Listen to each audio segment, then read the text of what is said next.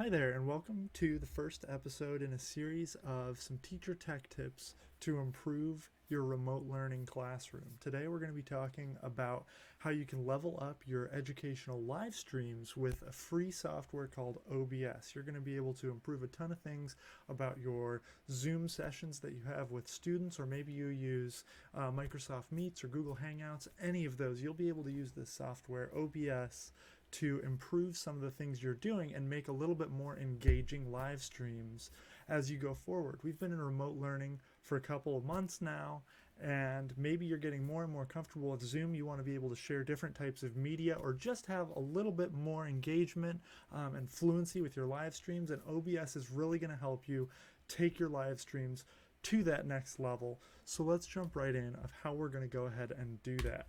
So the target for today is you're going to use how to use this free software, OBS, to improve the quality of your educational live streams. And I chose to say quality here because there's a couple of different things that are going to improve about your live streams after you install this software. But let's start from the beginning. So what is this OBS? Well, OBS stands for Open Broadcaster Software, and this is software that's used by all kinds of content creators all around the internet. So people like Twitch video game streamers, Facebook live streamers, all kinds of live streams use OBS to manage their live streams so that they can add some new things outside of just having their camera show what is in front of it. You can do all kinds of extra things, such as, up here we can see you can manage your multiple cameras and sources. So if you've got more than one webcam, you can have different webcams for different scenes, be able to change through those very easily. You can share specific windows on your computer or a whole screen, which expands a little bit on the desktop sharing functionality of Zoom. You can add effects and transitions to your streams. So as you may have seen, my floating head is kind of moving around, pointing at some of these things. I can change between different scenes, different backgrounds, what I'm sharing on the screen.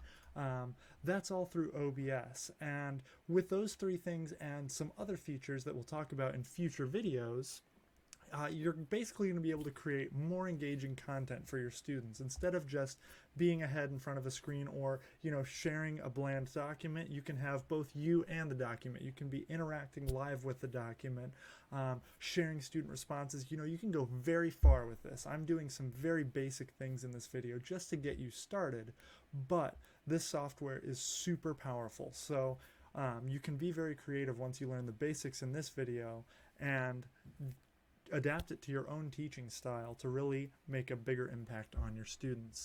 So to do this today, we're just going to have 3 quick steps. Probably in the next about 10 minutes or so, we're going to go through how to get this set up. And the first step is just going to be to download and install these 2 pieces of software. Now, both of these pieces of software are totally free, totally unlimited. You're not going to have to pay any subscriptions or anything like that. And you can download them from the link in the description right underneath this video. I will also be going into, after I go through these steps, I'm going to show you on a brand new fresh user account how I would install these and set up my first 2 scenes. So you can follow the process step by step, and you should be set up pretty much the exact same way that I am. Now the second step is going to be to open OBS Studio and create your first 2 scenes, and again I'll be showing you how to do this next. And for extra credit, we're going to create some hotkeys so that you're not having to do a million clicks when you want to share your desktop. You're not going to have to open up Zoom, click share screen, choose which screen you want to share, all of that extra stuff. No, that's just going to be one quick key combination on your keyboard, and boom, you're switching between scenes very fluently, very quickly, displaying only the content that you want to display. And then last but not least, we're just going to quickly connect OBS to your Zoom so that when you're in your next session, you'll be able to use this software to its fullest and create some more engaging content for your students. So without further ado, let me jump over onto my other screen recording and show you step by step how to install this and get it set up. Okay, so now we're over here on my other screen share, and I'm going to show you how to get these 2 pieces of software and install them and get set up with them. So the first one we're going to grab is that OBS. This is Open Broadcaster software. that will let you do all of those features that I showed you earlier. Select your operating system, whether you're using a Windows or a Mac, whatever. Go ahead and download it. This tutorial will be on a Windows computer, so I'm going to grab the Windows version and just download the installer right here. While that's going, I'm also going to jump over and grab our VB cable. This is what's going to manage the audio portion, what's going to share your desktop audio over to Zoom, so that if you choose to use sound effects or you want to share, the audio of a YouTube video or something like that, you'll be able to do that through OBS without having to do those extra clicks in Zoom. So same thing over here, and both of these links are in the description to take you to these exact pages I'm showing right now. You're just going to choose based on which operating system you have. I'm using Windows, so I'm going to download here, and I've got these two pieces of software down here. So if you're using Chrome, you'll have these. Otherwise, you'll have to go to your downloads folder, but you're going to start by installing OBS Studio. Go ahead and click to open that up. Here it goes. It's going to ask me for my password because I'm using that Fresh Teacher account, like I said. But you're just going to go through and agree to these things, tell it where to install. I already have it installed, so I'm actually not going to click Finish right here. I'm just going to cancel, but you will go ahead and click Install. And then OBS will be ready to go, and we'll be jumping into that in just a second. But first, we also want to get our VB audio cables set up. So we're going to click into this zip file, and you'll see there's a lot of crazy looking stuff in here. The only thing you need to do is come down here, click on Setup times 64, and then it's going to ask you if you want to do this. Click Extract All, Extract, and now you're going to click VB Cable Audio 64. And again, I've already got it installed, but you'll have a button right here that says Install Driver, just the same type of thing as OBS. Go ahead and click the prompts that it tells you to do and install that onto your computer. There's not many settings that you need to configure with this. In fact, there's none at all. You just have to install it and it'll be ready to go. So go ahead and click Next a couple of times, install it, and then you can go ahead and close that.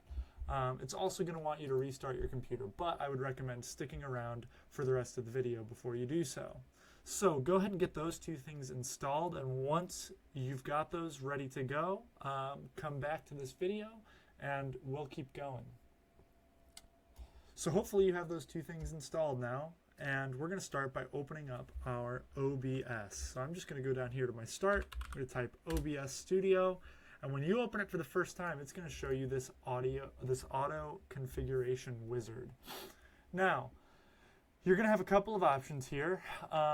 What you're going to want to do, if your primary use is for Zoom, you're just going to say, I will only be using the virtual camera, because that's what we're going to be using to make this Zoom magic actually happen. So, only using the virtual camera, it's going to just set some preset settings for you. You click Apply, and here we go. We're in here, and we've started. So, this is OBS. This is what's going to be output to your students. This is like the preview of what your students will see on their screen. And right now it's very blank. We haven't told it to do anything yet. And that's what we're going to do with these scenes down here. So we've already got a scene in here, but inside each scene we have sources. This could be your desktop share. This could be your webcam. This could be a static image or a video file that you have. There's all kinds of things that you can use for sources. So we're just going to add a camera to start, just your basic Zoom camera view. So I'm going to go in here to the plus in sources because we're trying to add a camera source.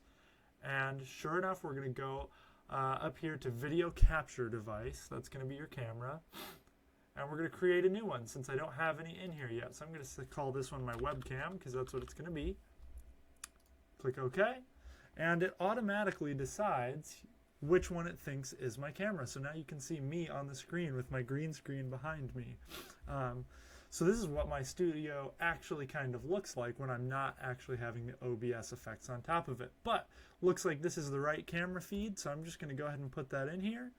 And look at that. Now we have this ready to go. So if I was in Zoom, this is exactly what my students would be seeing, this kind of small view of my camera with a lot of black around it. So if I wanted to have it more typical, I'm just going to stretch this out just like I would do in Google Slides or PowerPoint, whatever software I use, Microsoft Word. You're just going to grab those edges, resize it to your heart's content, and go ahead and center it there. And boom, we've already got a scene ready to go. So this is your basic, camera sharing scene, just like you would have if you were traditionally using Zoom. Now, this is pretty cool. But the power of OBS is that we can have multiple scenes that look different, and we can go ahead and toggle in between them. So I'm going to rename this scene really quick by right-clicking on it and just say camera focus, because it's going to be focused on just the camera. That's all we're sharing in this scene. And now I'm going to create one. I'm going to call it desktop focus. This one's going to be focused on sharing your desktop. So same thing. Now we're in desktop focus. You want to make sure that you're on here. It should have no sources right now. And we're going to add a new source. In this one, we're doing a display capture, right? Because we're trying to capture the data from our display. So I'm going to click display capture. I'm going to say main monitor, because I actually have two. And boom, it already knows. It's going to select my first one. You will probably only have one option, because you'll see I have a second monitor here that's just blank. But you'll choose your main monitor, and just like that, we've got our monitor in here sharing. Now, I kind of like having my video on here too. So the way we're going to do that is we're going to add another source. We're going to add that video capture device source again. And we already have the webcam in and set up. So I'm going to click add existing and choose the webcam. And there I am. There's my video. I can put it anywhere I want on top of the desktop share. During the live stream, you saw me move around pointing at things. You can do this all live because your students are seeing exactly what's in this preview screen right here. So now we've got this second scene set up. If we want to just show our camera, we click on camera focus and it's just our camera. And if we want to share what we're working on our computer, we can do desktop focus. Now you can go way farther with a lot of these things. Look, you can share your browser, different audio, different media sources, all kinds of stuff. But for the basics, we've got two set up here. Now, there's one more setting we need to do before our extra credit, and that's going to be setting up the audio to come out. So what you need to do first is come up here to File, go to Settings. You're going to go down to Audio, and you should have VB cable installed. So you're going to come down to Advanced under Audio, and you're going to click Monitoring Device. Now in here, I've got a bunch of options, but the one that you should also have is the cable input, VB Audio Virtual Cable. That's telling OBS to send all of your sound to the VB Audio, which we're going to connect to Zoom. So I'm going to apply that, click OK, and now we're just going to come down here to the audio mixer, and we're going to make sure that we're sending some of our desktop sounds to that VB audio cable so that your audio is coming through Zoom. So I'm going to click this settings button. We're going to go to advanced audio properties, and we've got a couple of options in here. So desktop audio is any sounds that are coming out of your computer. If you're watching a YouTube video, playing sound effects, opening a media file, any of that stuff is going to be considered desktop audio. So we want to have that be monitor and output.